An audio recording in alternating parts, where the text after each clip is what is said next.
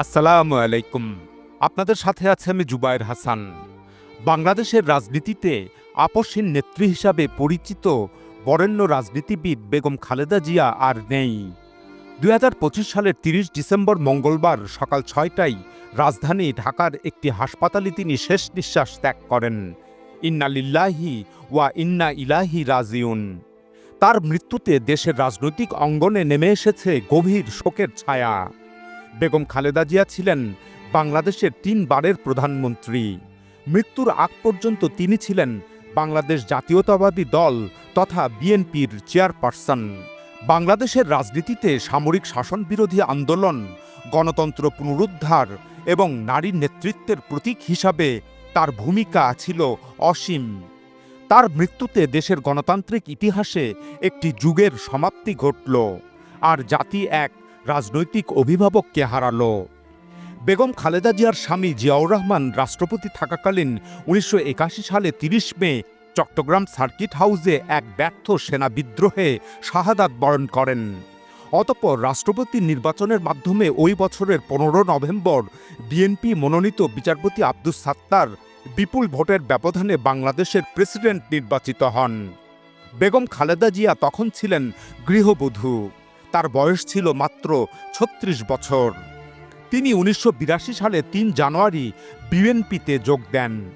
এদিকে এর মাত্র ২ মাসের মাথায় জেনারেল এরশাদ ১৯৮২ সালের ২৪ মার্চ নির্বাচিত প্রেসিডেন্ট আব্দুস সাত্তারকে অপসারণ করে ক্ষমতা দখল করেন ও সামরিক শাসন জারি করেন।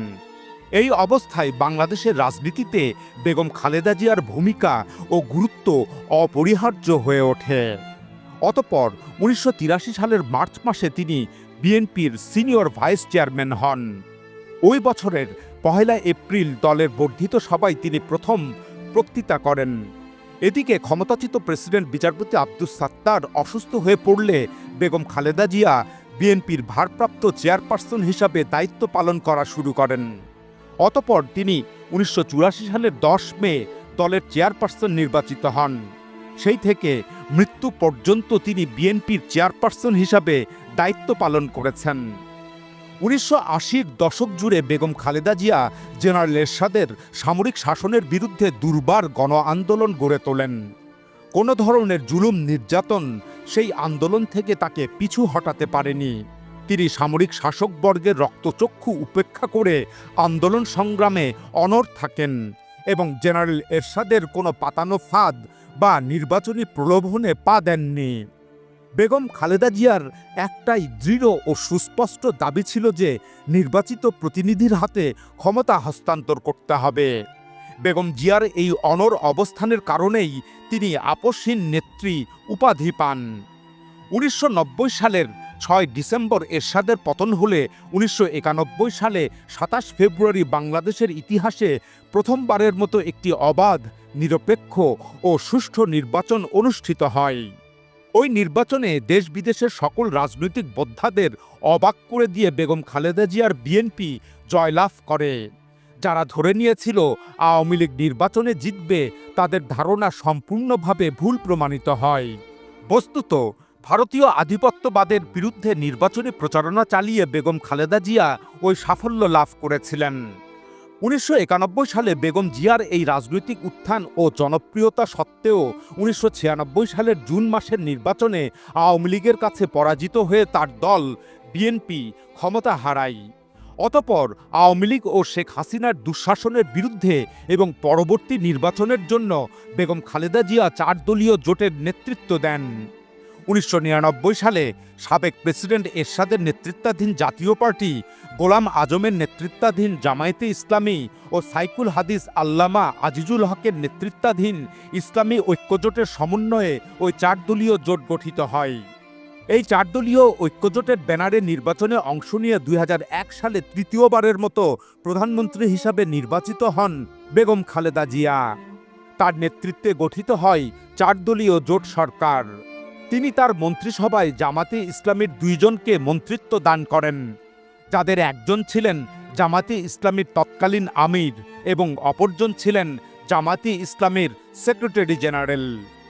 2001 থেকে 2006 সাল পর্যন্ত 5 বছর প্রধানমন্ত্রীর দায়িত্ব পালন করার পর বেগম খালেদা জিয়া সংবিধান অনুযায়ী তত্ত্বাবধায়ক সরকারের অধীনে পরবর্তী নির্বাচনের জন্য ক্ষমতা ছেড়ে দেন। কিন্তু 2007 সালের 11 জানুয়ারি তৎকালীন সেনাপ্রধান মইনু আহমেদের হস্তক্ষেপে নতুন একটি অন্তর্বর্তীকালীন সরকার গঠিত হয়। বাতিল হয়ে যায় 2007 সালের 22 জানুয়ারি অনুষ্ঠিতব্য নির্বাচন। এ ঘটনাটি বাংলাদেশের রাজনৈতিক ইতিহাসে 1/11 নামে পরিচিত। ওই 1/11-এর সময়কালে বেগম খালেদা জিয়া এবং তার 2 পুত্র নির্যাতিত হন। অতঃপর 2008 সালের নির্বাচন অনুষ্ঠিত হয়। ওই নির্বাচনে 2/3 সংখ্যাগরিষ্ঠতা নিয়ে ক্ষমতায় অধিষ্ঠিত হয় আওয়ামী লীগ। ফলে বেগম খালেদা জিয়া বিরোধী দলীয় নেতা হন।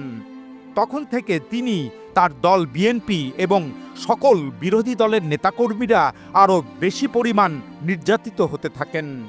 শেখ হাসিনা তত্ত্বাবধায়ক সরকার ব্যবস্থা বাতিল করে দিয়ে নির্বাচন অনুষ্ঠান করতে চাইলে বেগম খালেদা জিয়া দুর্বার গণ আন্দোলন গড়ে তোলেন।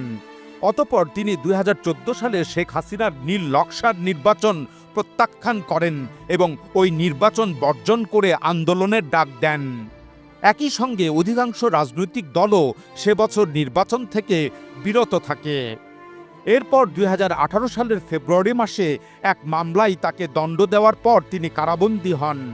উল্লেখ্য যে ওই মামলাটি ছিল বহুল আলোচিত জিয়া অরফানেজ ট্রাস্ট দুর্নীতি মামলা। রাজনৈতিক স্বার্থ হাসিলের লক্ষ্যে ওই মামলাটি দায়ের করা হয়েছিল 2007-08 সালে সেই 1/11-এর মঈনউদ্দিন এবং ফখরুদ্দিন সরকারের সময়, যার সাজানো বিচার ও রায় বাস্তবায়ন করা হয় শেখ হাসিনার আমলে। ওই জিয়া অরফানেজ ট্রাস্ট দুর্নীতি মামলায় 2018 সালে নিম্ন আদালতে 5 বছরের সাজা হলে তাকে কারাগারে পাঠানো হয় এবং বিশেষ ব্যবস্থায় পুরনো ঢাকার একটি পরিত্যক্ত কারাগারে তাকে আটক রাখা হয়। এরপর ওই বছরের 1 এপ্রিল তাকে তৎকালীন শেখ মুজিব মেডিকেল বিশ্ববিদ্যালয় তথা পিজি হাসপাতালে ভর্তি করা হয়। পরবর্তী সময়ে প্রহসনমূলকভাবে নিম্ন আদালতের সাজা বাড়িয়ে 10 বছর করে হাইকোর্ট। 2018 সালের 31 ডিসেম্বর একাদশ জাতীয় সংসদ নির্বাচনের সময় বেগম খালেদা জিয়া যখন কারাগারে, তখন জাতীয় ঐক্যফ্রন্ট ও 20 দলীয় জোটের মধ্যে সমন্বয় করে সেই নির্বাচনে অংশগ্রহণ করে বিএনপি। কারাগারে থাকায় সেই নির্বাচনে অংশ নিতে পারেননি বেগম খালেদা জিয়া। অতঃপর দেশব্যাপী করোনা মহামারীর প্রকোপ দেখা দিলে 2020 সালে সরকারের নির্বাহী আদেশে তাকে কারাগার থেকে বাড়িতে পাঠিয়ে গৃহবন্দী করে রাখা হয়। তখন থেকেই তিনি ছিলেন ভীষণ অসুস্থ এবং বিদেশে চিকিৎসা নেওয়ার জন্য আবেদন করা সত্ত্বেও শেখ হাসিনা সরকার তা কয়েক দফা প্রত্যাখ্যান করে।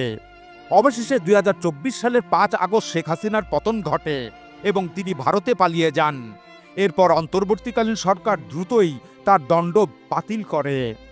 2025 সালের 8 জানুয়ারি উন্নত চিকিৎসার জন্য বেগম খালেদা জিয়া লন্ডনে যান। 4 মাস পর 6 মে দেশে ফেরেন এবং দেশেই চিকিৎসা গ্রহণ করতে থাকেন। গত 23 নভেম্বর তার শারীরিক পরিস্থিতির অবনতি হলে রাজধানীর এভারকেয়ার হাসপাতালে ভর্তি হন। আর দীর্ঘ 1 মাস পর সেখানেই তিনি শেষ নিঃশ্বাস ত্যাগ করেন। বেগম খালেদা জিয়া 1945 সালের 15 আগস্ট তৎকালীন অবিভক্ত ভারতীয় উপমহাদেশের পশ্চিমবঙ্গের জলপাইগুড়ির নয়াবস্তি এলাকায় জন্মগ্রহণ করেন। অবশ্য প্রয়াত সাংবাদিক মাহফুজুল্লাহ বেগম খালেদা জিয়ার জন্ম দিনাজপুরে হয়েছে বলে তার জীবনী গ্রন্থে উল্লেখ করেছেন। বেগম খালেদা জিয়ার পারিবারিক নাম খালেদা খানম, তার ডাকনাম পুতুল। পারিবারিকভাবে তার আরেকটি নাম ছিল শান্তি। বাবা ইস্কান্দার মজুমদারের বন্ধু চিকিৎসক অবনী গুহ সদ্য প্রসূত কন্যাকে শান্তি নামে সম্বোধন করেন। পৃথিবী তখন দ্বিতীয় বিশ্বযুদ্ধ শেষে মাত্র কয়েকদিনে পড়েছে। দিন কয়েক আগে জাপানে ঘটে গেছে আমেরিকার আণবিক বোমার হত্যাযজ্ঞ। ভারতসহ নানা দিকেই তখন শান্তি মিছিল। মানুষের এই আকাঙ্ক্ষার মধ্যেই নতুন জন্ম নেওয়া শিশুর নাম হয়ে ওঠে শান্তি। তবে পরবর্তী সময়ে তার মেজ বোন সেলিনা ইসলামের রাখা পুতুল নামটি জড়িয়ে যায় বেগম খালেদা জিয়ার ডাকনাম হিসাবে। বেগম খালেদা জিয়া তথা তার বাবার আদিবাড়ি ফেনী জেলার ফুলগাজী উপজেলায়। তবে তার বাবা মা স্থায়ীভাবে বসবাস করেন দিনাজপুরের শহরে।